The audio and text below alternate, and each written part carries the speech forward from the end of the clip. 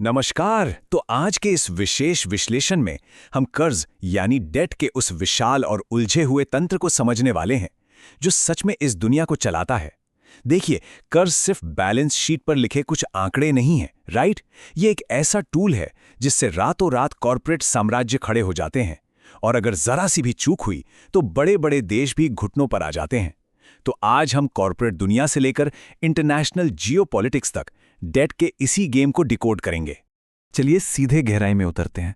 जब बात संप्रभु ऋण यानी सॉवरेन लोन की आती है तो ये सिर्फ पैसे लेने और देने का मामला नहीं रह जाता। एक बहुत मशहूर कोट है कि सॉवरेन लोन कभी भी सिर्फ व्यापार नहीं होता। इसके अंदर विकास के लक्ष्य, एक्सपोर्ट के कॉन्ट्रैक्ट्स, विदेश नीति और कई बार तो पूरी की पूरी मॉनेटरी स्ट्रैटेजी का एक पूरा बंडल छिपा होता है। और इस पूरे कॉन्सेप्ट को समझने के लिए हम शुरुआत करेंगे वेदांता के हालिया डीमर्जर से, और फिर वहां से हम इंटरनेशनल डेट डिप्लोमेसी के गहरे पानी में जाएंगे। अब इससे पहले कि हम आगे बढ़ें, एक बहुत ज़रूरी बात। जब भी इस तरह के कॉम्प्लेक्स कॉर्पोरेट रिस्ट्रक्चरिंग या फाइनेंशियल रणनीतियों की बात आती है तो हमें एक्सपर्ट्स की ज़रूरत पड़ती ही है। तो अगर आपको कभी भी ऐसे जटिल फाइनेंशियल मामलों में किसी एक्सपर्ट गाइडेंस की ज़रूरत हो तो आप सीए अजय जोशी और उनकी firm AAMK and company LLP से बेझिझक संपर्क कर सकते हैं। उनकी सारी डिटेल्स आपके सामने हैं। और हाँ, इस डीप डाइव में आगे बढ़ने से पहले मेरी आपसे एक छोटी सी रिक्वेस्ट है। अगर आपको इस तरह के कॉम्प्लेक्स टॉपिक्स को आसान भाषा में समझना पसंद है तो इस प्रस्तुति को अभी लाइक कर दीजिए, अपने नेटवर्क में शेयर कीजिए और हमारे यूट्यूब चैनल को सब्सक्राइब करना बिल्कुल मत भूलिएगा। आपका ये सपोर्ट हमारे लिए बहुत मायने रखता है। तो आज का हमारा रोड मैप क्या है? हम वेदांता डीमर्जर को डिकोड करने से शुरुआत करेंगे, उनके माइनिंग एम्पायर का पुनर्गठन देखेंगे, फिर समझेंगे कि सॉवरेन लैंडिंग के पीछे असली मकसद क्या होते हैं, चीन की डेट मशीन कैसे काम करती है, और आखिर में श्रीलंका की ज़मीनी हकीकत का विश्लेषण करेंगे।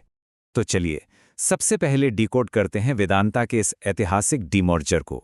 इस पूरे एम्पायर के स्केल को समझने के लिए हमें थोड़ा पीछे जाना होगा।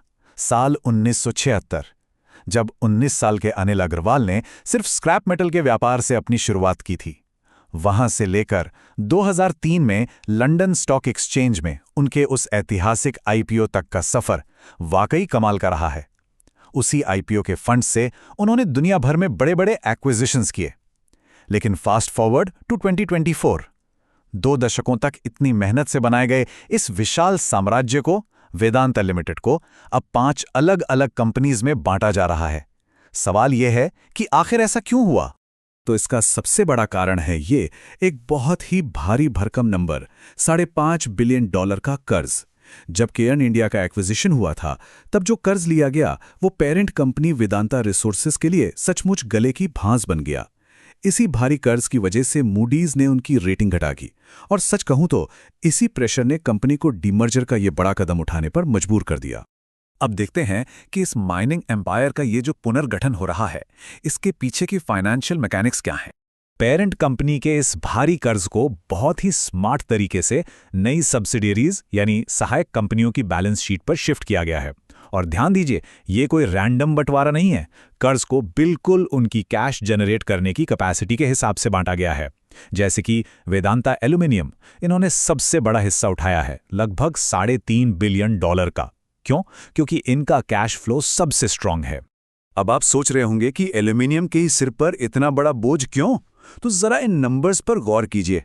जिंक बिजनेस का ऑपरेटिंग मार्जिन 56% है और एल्यूमिनियम का 38%। ये सच में अनबिलीवेबल नंबर्स हैं। यही दोनों इस पूरे ग्रुप के असली पिलर्स हैं। इनकी प्रॉफिटेबिलिटी इतनी हाई है कि ये नई कंपनियां इस पुराने कर्ज का बोझ आसानी से उठा सकती हैं। इस पूरी फाइनेंशियल इंजीनियरिंग का जो असली मास्टर स्ट्रोक है ना, वो इन 3 स्टेप्स में छिपा है। पहला, पेरेंट कंपनी के कर्ज को नीचे की कंपनियों में बांटना। दूसरा, हिंदुस्तान जिंक को संभालने वाली कंपनी की डिविडेंड पॉलिसी को फ्लेक्सिबल बनाना ताकि कैश का सही इस्तेमाल हो सके। और तीसरा, जो सबसे ब्रिलियंट है, वेदांता नाम यूज करने के लिए ब्रांड फीस को बढ़ाकर रेवेन्यू का लगभग 3% कर देना। आपको पता है, ये 3% फीस ही पेरेंट कंपनी के सालाना ब्याज को कवर करने के लिए काफी है। इसे कहते हैं एक परफेक्ट सर्वाइवल स्ट्रैटेजी। खैर, कॉर्पोरेट दुनिया के इन कर्जों से अब हम आगे बढ़ते हैं और देखते हैं कि जब एक देश दूसरे देश को कर्ज देता है, यानी सॉवरेन लेंडिंग, तो उसके पीछे असली मकसद क्या होते हैं। इंटरनेशनल लेवल पर कर्ज को समझने के लिए हमें ओडीए यानी आधिकारिक विकास सहायता को समझना होगा। ये एक तरह का बेसलाइन है। इसमें कोई भी देश जब दूसरे देश को लोन देता है तो वो पूरी तरह से कमर्शियल नहीं होता। इसमें मार्केट रेट से बहुत कम ब्याज लिया जाता है और चुकाने के लिए 50 साल तक का लंबा समय मिलता है। इसका 25% हिस्सा तो एक तरह से गिफ्ट ही होता है, जैसे भारत के बुलेट ट्रेन प्रोजेक्ट के लिए जापान का लोन। लेकिन हर लोन इतना दयालु नहीं होता। सच तो यह है कि देशों के बीच होने वाले इस लेन देन के पीछे 4 बड़े जियोपॉलिटिकल कारण होते हैं। पहला है सॉफ्ट पावर बढ़ाना, दूसरा है एक्सपोर्ट प्रमोशन, मतलब लोन इस शर्त पर देना कि काम हमारे देश की कंपनियों को ही मिलेगा। तीसरा है रिसोर्स सिक्योरिटी। अंगोला का ही उदाहरण ले लीजिए, वहां का पूरा रिकंस्ट्रक्शन इस गारंटी पर फाइनेंस किया गया था कि बदले में भविष्य में तेल मिलेगा। और चौथा, जब किसी देश के पास ट्रेड सरप्लस की वजह से बहुत सारा पैसा जमा हो जाता है तो उसे रिसाइकिल करने के लिए वो दूसरे देशों को कर्ज देते हैं। और जब हम पैसा रिसाइकिल करने और इंटरनेशनल डेट की बात कर रहे हैं तो चीन की इस विशाल डेट मशीन का जिक्र करना तो बनता ही है। अक्सर लोग सोचते हैं कि चीन जो कुछ भी कर रहा है वो एकदम नया कॉन्सेप्ट है, पर रियलिटी थोड़ी अलग है। चीन की जो रणनीति है वो बुनियादी तौर पे 1970 और 90 के दशक वाले जापान के ओडीए मॉडल जैसी ही है। जापान ने भी लोन देकर अपनी कंपनियों के लिए इंफ्रास्ट्रक्चर प्रोजेक्ट्स हासिल किए थे। चीन बस इसी चीज को एक बिल्कुल अलग और विशाल स्केल पर कर रहा है, क्योंकि उनके पास बेतहाशा कैपिटल है, खाली कारखाने हैं और बिना किसी देरी के फैसले लेने वाला एक गजब का पॉलिटिकल सिस्टम है। लेकिन 100 से ज्यादा चीनी लोन कॉन्ट्रैक्ट्स के स्टडी से कुछ ऐसा सामने आया है जो उन्हें दुनिया से बिल्कुल अलग बनाता है।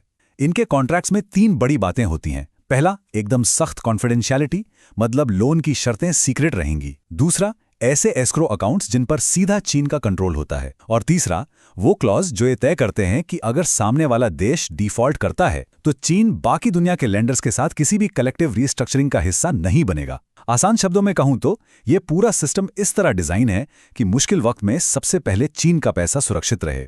तो चलिए इन सारे कॉन्ट्रैक्ट्स और थ्योरीज का जमीनी असर देखने के लिए श्रीलंका की वास्तविकता पर चलते हैं, जहां सच में एक बड़ा डिफॉल्ट हुआ। अब ये स्लाइड बहुत इंटरेस्टिंग है क्योंकि ये आम धारणा को सीधे चुनौती देती है। जब श्रीलंका डिफॉल्ट हुआ था तो उसका ज्यादातर कर्ज चीन का नहीं था। डेटा बताता है कि लगभग 38% कर्ज वेस्टर्न बॉन्ड होल्डर्स का था, जबकि चीन का हिस्सा सिर्फ 19.5% था। डिफॉल्ट की असली वजह वो इंटरनेशनल सॉवरेन बॉन्ड्स थे, जिन्हें श्रीलंका महामारी के दौरान टूरिज्म गिरने की वजह से चुका नहीं पाया। तो फिर उस मशहूर हम्बनटोटा पोर्ट की सच्चाई क्या है?